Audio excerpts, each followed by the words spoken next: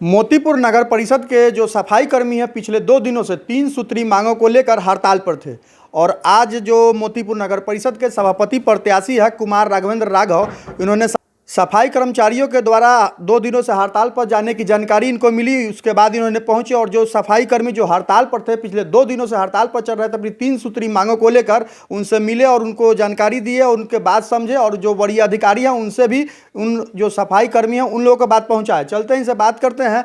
स्वागत है आपका हमारे चैनल। सबसे पहले मैं आपके चैनल के दर्शकों को नमस्कार करना चाहूँगा और मोतीपुर के सभी जनता जनार्दन को मेरे तरफ से प्रणाम।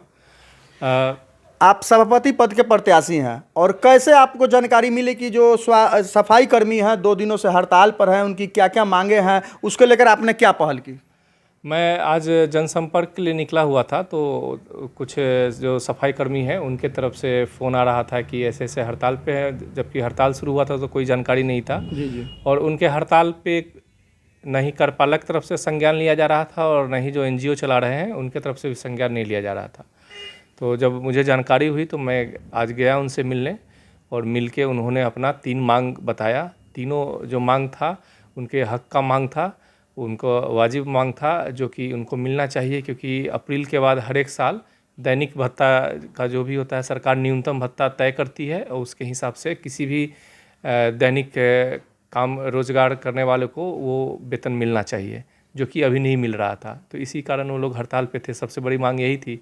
और दूसरी जो मांग थी उनकी कि पीएफ का जो पैसा कट रहा है उनको ये जानकारी नहीं है कि कट रहा है या नहीं कट रहा है, उनको अविश्वास है जो भी एनजीओ है उस पर।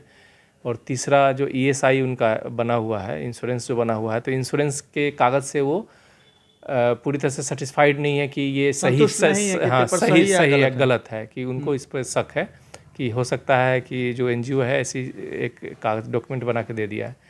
तो ये सारी समस्याओं को लेके उन्होंने मेरे ऊपर विश्वास जताया कि आप जो निर्णय लेंगे उसका हम सम्मान करेंगे और आज से हड़ताल ख़त्म कर देंगे जब हमारी समस्याओं का समाधान हो जाए। तो आज जाके मैं कार्यपालक महोदय से मिला वहाँ पे मोतीपुर नगर परिषद, और संजोग से बरुराज के भी जो नए कार्यपालक आए हैं वो भी थे। तो वहीं पे बात हुई और ये तीनों मांग वहाँ रखा गया। तो कार्यपालक जो हैं विजय जी, उन्होंने बुलाया एनजीओ के जो ठेकेदार हैं विश्वनाथ जी को, और उन्होंने इन तीनों मांग को मान लिया। और जो भी सफाई कर्मी हैं उनको बोला कि आज से आप काम पे लग जाइए। जो भी तीनों मांग है आपका उनका वेतन जो न्यूनतम वेतन इस साल का रिवाइज जो आया है वो मिलना शुरू हो जाएगा अगले महीने से। उनको पीएफ का जो स्टेटमेंट है वो कार्यपालक महोदय खुद ही निकाल के सभी को दे देंगे। और जिनका पीएफ और ईएसआई नहीं बना है वो भी बनवाने का आश्वासन दिया, और किसी में अगर त्रुटि है डेटा एंट्री में तो उसको भी सही करवाएंगे। तो क्या कारण था कि जो 2 दिनों से सफाई कर्मी हड़ताल पर थे, तो इस दौरान तो जो नगर परिषद है वहाँ तो सफाई व्यवस्था अवरुद्ध हो गई होगी, और यहाँ के जो स्थानीय लोकल के जो नेता होगा या जनप्रतिनिधि हैं वो लोग इस पर संज्ञान क्यों नहीं लिए? जो आप बात बता रहे हैं अवरुद्ध हो गया, तो उसका उदाहरण है कि अभी आप जाइएगा नगर परिषद के कार्यालय के जस्ट सामने पूरी तरह से कचरा का अंबार बना हुआ है, कि वहीं पे जब सफाई नहीं है तो पूरे नगर परिषद का क्या हाल होगा। और ये बहुत ही खेदजनक बात है कि जो भी वार्ड के, खास करके वो वार्ड जो जहाँ के हैं वहाँ के जनप्रतिनिधि को आगे आना चाहिए था, और जानकारी जो पहले से निवर्तमान है उनको पहल करना चाहिए था। लेकिन उनको तो न जनता के किसी काम से मतलब है और न ही जो सफाई कर्मी हैं उनसे मतलब है।